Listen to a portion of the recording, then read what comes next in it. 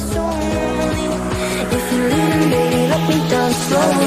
Let me down. Let me down.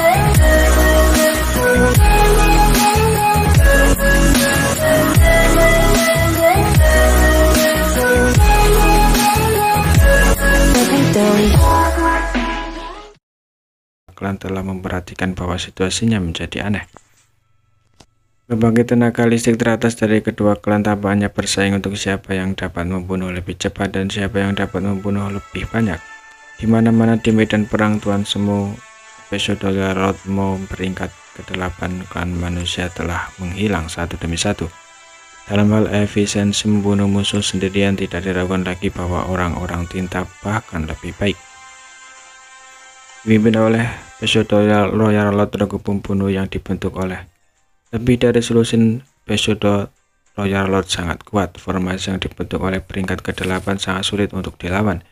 Setelah pertempuran dipatahkan, jumlah peringkat ke-8 akan segera binasa.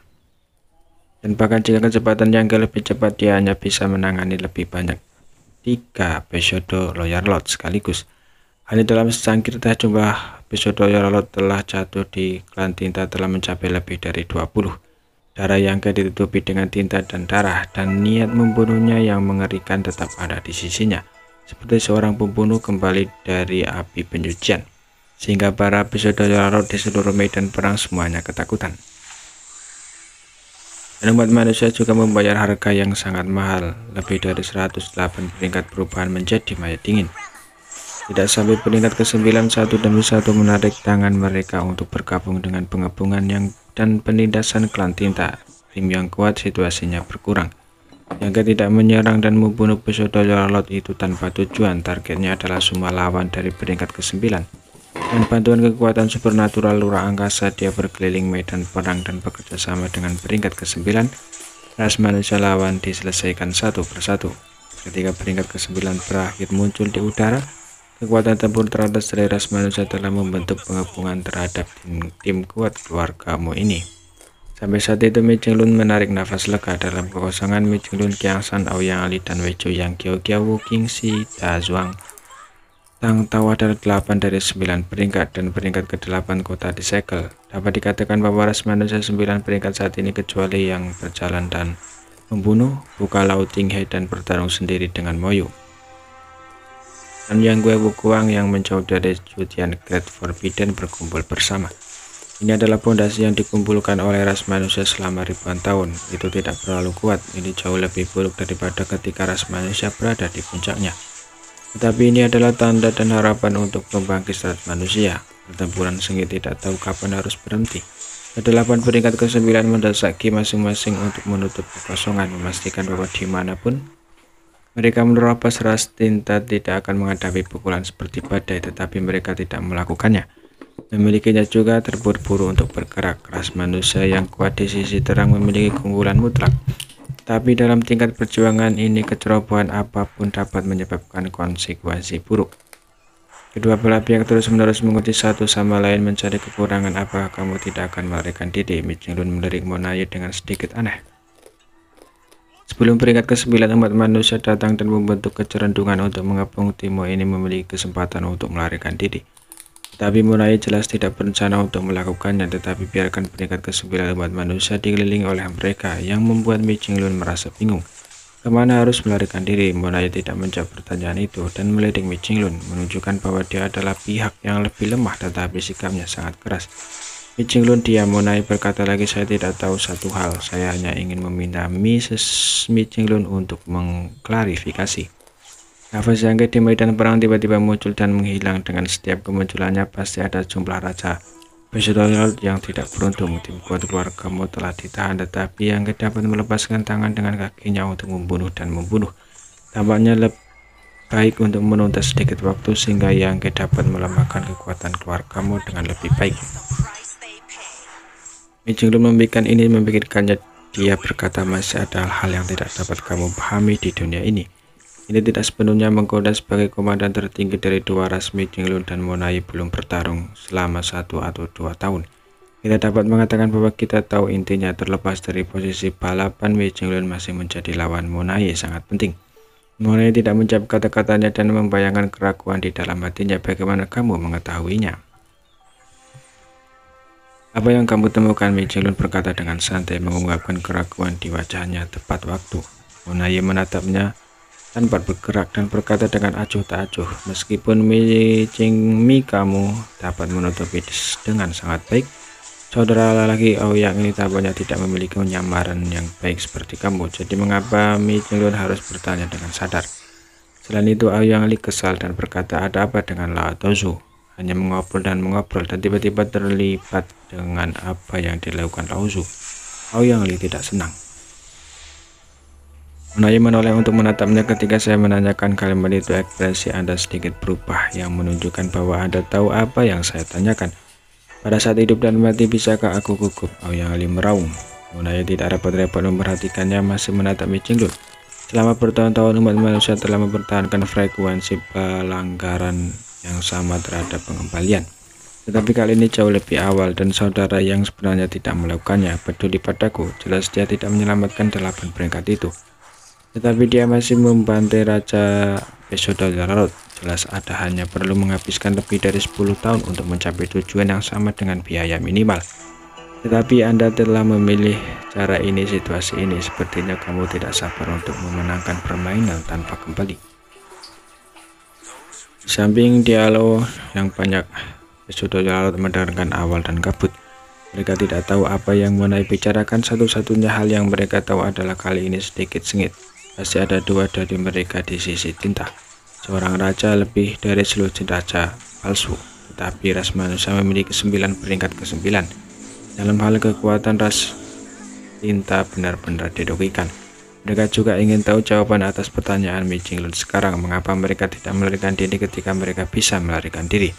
Akibatnya mereka jatuh ke dalam situasi terkepung seperti sekarang, dan masing-masing kekuatan klan tinta, sementara gugup dan gelisah di hati mereka pasti melahirkan beberapa ketidakpuasan dengan Monaye. Mengapa ini? Mulai bertanya tetapi tidak bertanya dan melanjutkan. Hanya ada satu kemungkinan, yaitu umat manusia Anda mengetahuinya, sehingga Anda tidak sabar untuk mengakhirinya tanpa Dino Return Pass. Perang untuk ini saya lebih suka membayar lebih untuk itu, Mi Jinglun kan? Mi Jinglun menggeleng jawab atas pesangon. Selama bertahun-tahun dalam setiap perang selalu keluar dari medan perang. Sampai saat ini celah gangguan datang dan banyak harta manusia di celah itu mekar. Dan mereka membombardir garis pertahanan musuh tertentu.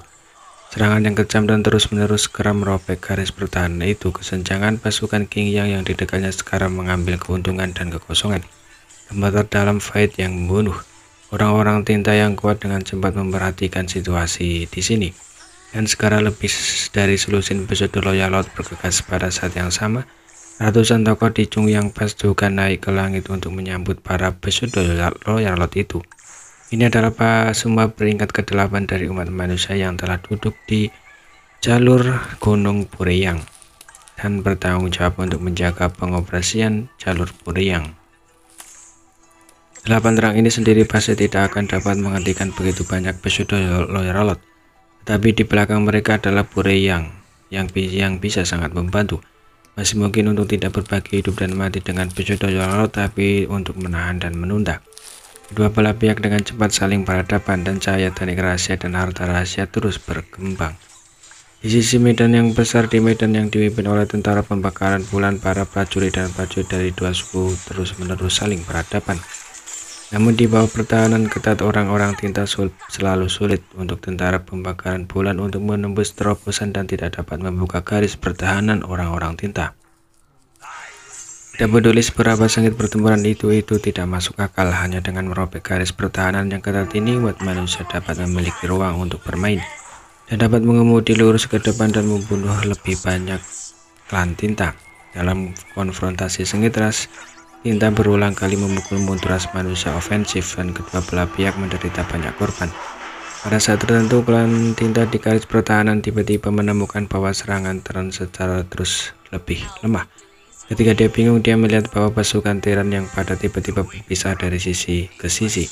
Selusin kapal perang Terran jelas berbeda dari kapal perang biasa itu muncul, dan di belakang selusin kapal perang sebuah kapal yang besar mengikuti, merusak.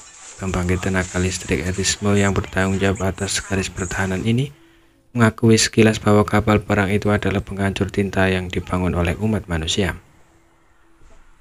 Ekspresi mencurigakan muncul di mata ras tinta yang kuat ini. Dia bertarung satu sama lain berkali-kali. Ini adalah pertama kalinya dia melihat ras manusia mendorong penghancur tinta ke depan medan perang.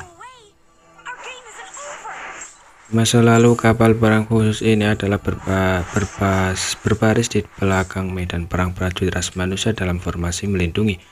Bagaimanapun kapal perang semacam ini sendiri tidak digunakan untuk menyerang dan menjebak, tetapi untuk tujuan lain.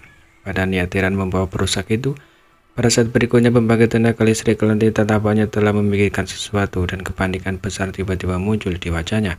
Pikiran spiritualnya melonjak dan dia meraung, "Jangan biarkan mereka mendekat, ledakan mereka untukku." Serangan luar biasa datang ke arah kapal perang Terran. Selusin kapal perang di depan kapal perusak mendesak kekuatan lingkaran pelindung secara ekstrim. Mereka juga dihancurkan dalam waktu yang sangat singkat dan kapal perang pecah berkeping-keping. Anggota tim kecil di kapal perang menghilang. Lebih banyak serangan datang ke arah penghancur tinta dan susunan pelindung pada penghancur tinta menyala dengan cahaya yang menyilaukan. Segera redup dan menjadi fragmentasi. Detik berikutnya penghancur tinta besar juga benar-benar meledak. Namun pembangkit tenaga listrik klan Mo yang bertanggung jawab atas perang di sini tidak menunjukkan kegembiraan sedikit pun di wajahnya. Sebaliknya kepanikan besar muncul hampir saat penghancur tinta meledak. Dia mundur dan mundur, seperti putaran matahari besar yang bersinar di mana-mana. Tempat di mana penghancur tinta meledak, kecemerlangan yang menyilaukan itu membekas kehampaan seperti siang hari. Kecemerlangan perlahan menghilang dan di medan perang yang awalnya dibanjiri oleh kekuatan tinta, area melingkar besar muncul dengan sangat jelas. Di bidang penglihatan semua orang di era itu, semua kekuatan tinta dimurnikan dan ada berada di klan tinta. Orang-orang di daerah ini semua berteriak kesakitan, dan mereka yang tidak memiliki kekuatan yang cukup tewas saat di tempat. Bagaimanapun klan tinta yang kuat yang mundur dan mundur tidak dapat menyingkirkan selubung cahaya pemurnian. Pada saat ini kekuatan tinta yang kuat dari seluruh tubuhnya lolos tak terkendali, seolah-olah dia dilempari ke dalam penggorengan untuk waktu yang lama.